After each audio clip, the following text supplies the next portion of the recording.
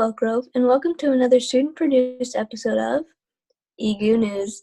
I'm Harpreet. And I'm Sangeetha. EGU News will continue to be remotely produced by the TJTV students of Toby Johnson Middle School this week. Do you know what day it is? As a matter of fact, I do know what today is. It's April Fool's Day. The history of April Fool's Day isn't precise, but some people think that it's celebrated in honor of the tricks Mother Nature plays with her weather. April Fool's Day shares many similarities with other days in other cultures. You can take part in April Fool's Day by playing fun yet harmless pranks at home. Yeah, you could put a rubber snake on someone's chair. Or you could fill the toe of someone's shoe with cotton balls.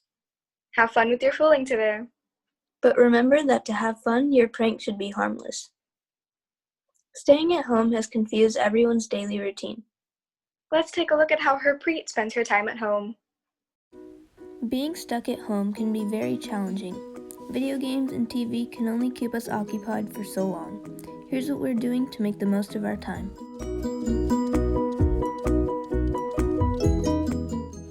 The winner in all of this is our dog.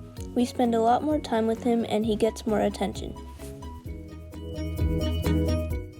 It's important to document our feelings and experiences during this time. Keeping a journal is a great way to organize your thoughts, and it is also something you'll be able to look back on when things get back to normal. For years, my dad and I have been wanting to sort our building block collection, and we finally got the chance to do it. It can get boring at home, but we have to stay inside to keep ourselves and others safe. With a positive attitude, we'll get through it and we'll be back to our normal lives in no time. Thanks for that report, Harpreet. Now let's go to Zanti Pinkerton and Sandeep Dosanjh from our communications department for some district updates. Thank you, Harpreet and Sangeetha. I'm Santi Pinkerton. And I'm Sandeep Dosanjh. Let's get started. Today's update will be brief. First, thank you to our parents, students, and families. The Chromebook checkout process is going smoothly. On Friday, we will provide a report on how many Chromebooks have been distributed to date regarding distance learning and student schedules, while explaining it can be a little complex depending on the age and the needs of the student. It is important to know that distance learning is flexible. That's right, Sandeep. Teachers will be preparing lessons and creating content that lends toward distance learning and increased student independence and self-discipline. They will also plan, schedule, and share check-in times and office hours to monitor student progress. Again, typically an elementary student will focus on about 5 different subjects, and recommendations on the length of study per subject will be given. Similarly, a secondary student will focus on their course schedule, and a recommendation for length of study will also be given.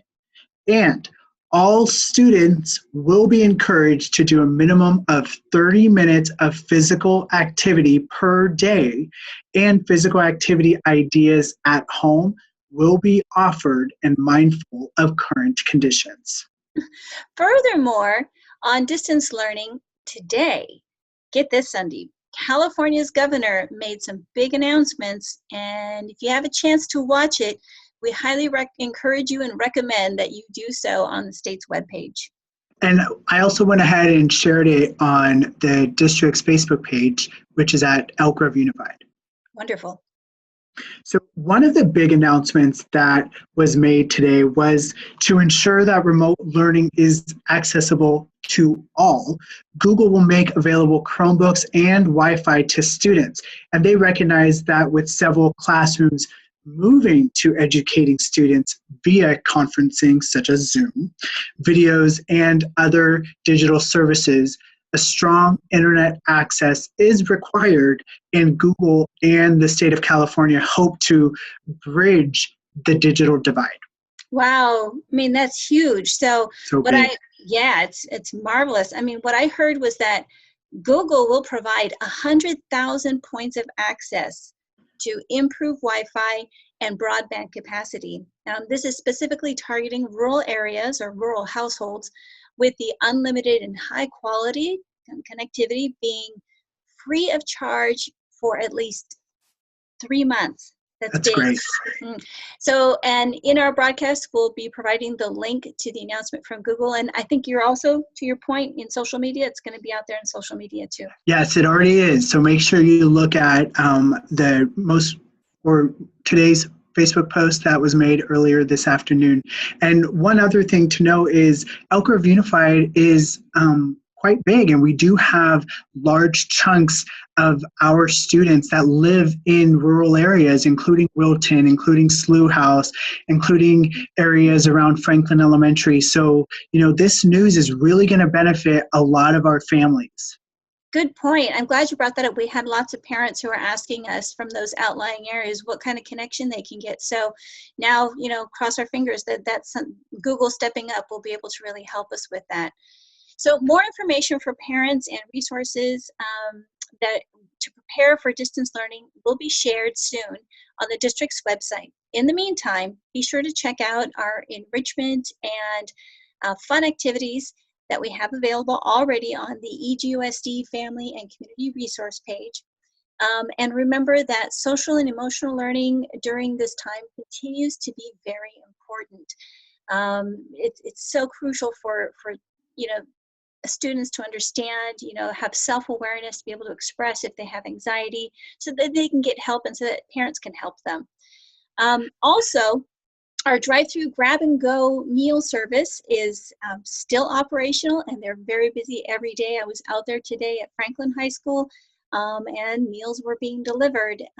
Great. And the governor, the other part of his announcement too, is that he hopes to increase that access to meals in both the days and weeks to come. That's great news. Hopefully that happens very soon. So lastly, here are 5 main points to remember about the Chromebook checkout process. And we recommend you visit our website, www.egusd.net, and go to the Parent Daily Updates to find the update from earlier this week, from Monday, March 30th. The letter highlights the Chromebook checkout and internet connectivity information in detail. So here are just 5 points. All right, so the five points today. Number 1, if your student really needs a Chromebook, go to your residential high school. There's 9 in the district. So we're talking about Cosumnes Oaks High School, Elk Grove High School, Florin High School, Franklin High School, Laguna Creek High School, Monterey Trail High School, Pleasant Grove High School, as well as Sheldon and Valley High Schools. Those schools are going to be the main hubs for these Chromebook checkouts. And we're receiving a lot of calls here in the district office of people asking, what about my school? How is it going to be? And I don't go to the school within my residences. Where should I go? So these are very good questions, but in a nutshell, just remember, wherever your residential school attends, so if you're close to today I had a call from Barbara Comstock Morris Elementary. That school goes to, feeds into Edward Harris Middle School and then Monterey Trail High School. So technically they should be going to Monterey Trail High School to pick up the Chromebooks. Right, very good point. Excellent. So number 2 is for health and safety reasons, the Chromebook checkout will be a drive-through process. And they're going to be adhering to that, especially with the social distancing guidance that we've been given. Number 3, students must be present in the car to receive the device. And remember, it's 1 per student maximum. So if you have 3 students and they all really need a Chromebook, then of course it'll be 3 Chromebooks. The fourth one is please have or know the student ID for each student. And then number 5, a parent, guardian, and a relative can drive the student to the school. It doesn't have to be specifically the parent. I know there's a lot of essential workers out there and they're worried, how can I make sure my students get it? Well, if you can tap on the shoulder of a relative to bring your students down there, then that would be great as well. I went and visited Elk Grove High School today to see how they're handling the distribution process, and it was pretty smooth. They had a good amount of people come through right at 9 o'clock, and they had 4 or 6 different stations where people could drive up, get their check-in information to the individual who was assisting with the process, and then they received the Chromebooks and they were on their way. So it's really just an in and out process happening at specific times based off of your last name and your grade. So we're just trying to make it easy grab and go service. Absolutely. I was over at Franklin and saw the same thing. Smooth, in, out, quick scanning, handing off. I saw lots of smiles today. So I think people really appreciate the service. I think our tech team did an awesome job organizing it, as well as all the volunteers from the school sites that we got. Big kudos to them as well. Yeah, it's a lot of components go into everything that we've been doing within the last few weeks. So big hats off to every single one of them. So thank you for your cooperation and patience, and please stay safe, stay healthy, and stay home as much as you can. Keep up with our daily communications that are available at our website, www.egusd.net, and remember to subscribe to the Elk Grove Unified School District's YouTube channel. And don't forget to check our Facebook, Twitter, and Instagram accounts for important information from our community partners. Our username on all 3 of those social media accounts is Elk Grove Unified. That's all we have for today's update. Back to you, Sangeeta. Thanks, Santi and Sandeep, for that amazing report. We'll hear from them soon for county and state updates. Hey Sangeeta, do you know why we should stay 6 feet apart from people during this pandemic? I do. Let's take a look at a report made by Ethan Ho on why we should stay 6 feet apart from each other. Today's Science Spotlight is about how far we should stay away from people to prevent the spread of coronavirus. The CDC recommends staying at least 6 feet apart from other people at all times. But why 6 feet? When a person infected with the coronavirus sneezes or even breathes, the virus comes out of their lungs. The air that has the virus in them then mixes with the air that's 3 to 6 feet away from the person. The virus can then stay in the air for up to half an hour. That means it's safer to be 6 feet away from an infected person. But what exactly is 6 feet? 6 feet is about as long as a 3-seater couch or the length of a small bed. So, if you stay at least 6 feet away from other people when you go outside, you will be preventing the spread of the coronavirus. But there's another way to reduce the chances that you will get the virus. The state of California and many other states and countries have told everyone to stay at home when possible. This slows the spread of the virus because it has nowhere to spread to, so only go out when you have to. And that's today's Science Spotlight! There's a lot we need to learn about this COVID-19 pandemic, but at least we know why we should be social distancing at a time like this. Now let's go back to Zanti and Sandeep to look at our state and county updates for today. Thank you, Sangeeta. So today, California Governor Gavin Newsom made several important announcements related to education and distance learning. To watch today's briefing, please find it on social media at California Governor or CA Governor, or by visiting the state's newsroom at www.gov.ca.gov/newsroom. That's a mouthful. Now, here in Sacramento County, there are more confirmed cases of COVID-19 throughout the county. The cases now total 314, and of those, there is additional confirmed cases, bringing that count to 9. That's just terrible. So while the case increase was expected, what was not is that Sacramento County Public Health's discovery that approximately one-third of the confirmed cases are linked to gatherings related to churches Sacramento County is urging, and not just because the public health order calls for it, they're urging all residents from all faiths and all backgrounds to stay home. Lives in our community depend on it. New data also suggests that people may be able to spread the COVID-19 virus 2 to 3 days before developing symptoms. The possibility of pre-symptomatic transmission makes it important for everyone, even if you feel healthy, to stay home as much as possible. Wash your hands often and stay at least 6 feet from others. Yes, thank you. I also, Dr. Peter Bellinson, Director of the Department of Health Services, said that social distancing works, and we must keep our distance from others and not gather with any non-household members, period. If we do not slow the spread of cases, a surge of sick people could have the potential of overwhelming our hospitals, doctors, and equipment and resources, which could result in additional deaths, and we don't want that. No, not at all.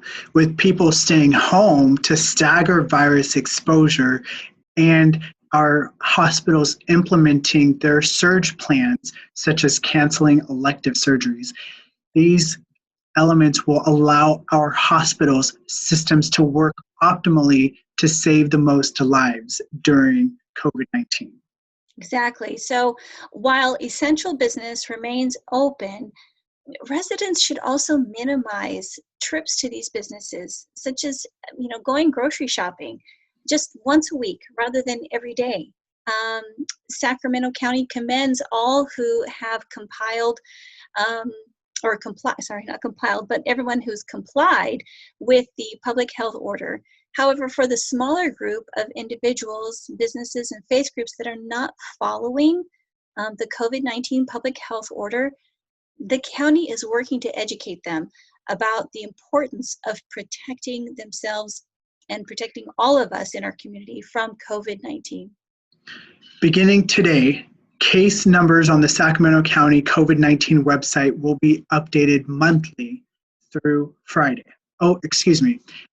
Not monthly, but will be updated Monday through Friday each day. With these increasing cases, Sacramento County will share additional data about confirmed cases that is broken down by cities and unincorporated areas of Sacramento County. Right now, the county has COVID-19 cases in all but one city, yet it is almost certain that the virus is circulating in every community. That's right. And if people want to see a graphic broken down by city, you can go, for example, and see Sacramento, Elk Grove, and what number of cases there are, and unfortunately also deaths in each of those areas. So staying home is a strain on everyone. But until there are treatments, enough protective gear for healthcare workers, and hospital beds, staying home is our best tool to slow the spread of the virus and save lives. And the public health order continues to be in effect to slow the spread of the virus. Please take all reasonable means to stay home and only venture out to public spaces when it is absolutely necessary. And when you must, maintain social distancing at all times. The public health order is available in English, Spanish, Chinese, and Russian to try to accommodate as many people as possible. Right, and I want to make a point, something that you shared earlier today on social media. I think it's huge, and I hope you're going to hit on this again, that Cosumnes Parks and Recs have also issued out, hey, please, no social gathering in the parks. The big message is stay home. So here's the message of the day from Sacramento County. Approximately 1/3 of the confirmed cases in Sacramento County are linked to gatherings related to churches. Sacramento County is urging all residents, from all faiths and all backgrounds, to stay home. So we want to thank Harpreet and Sandeep. Do you want to close her out? Yeah, so just, everyone should stay home, stay healthy, and if you can, continue to social distance to help stop the spread of COVID-19. So I'm Sandeep Dosanjh. And I'm Santi Pinkerton. Thank you so much. Now back to you, Harpreet. The Elk Grove Unified School District encouraged schools and students to submit video content to this year's Arts Showcase. However, due to school closures, the big month-long celebration planned for March was canceled and will be held online later this month. Until then, we are showcasing some of the videos that were submitted by students from throughout the district. Let's take a look at the submission from Albiani Middle School.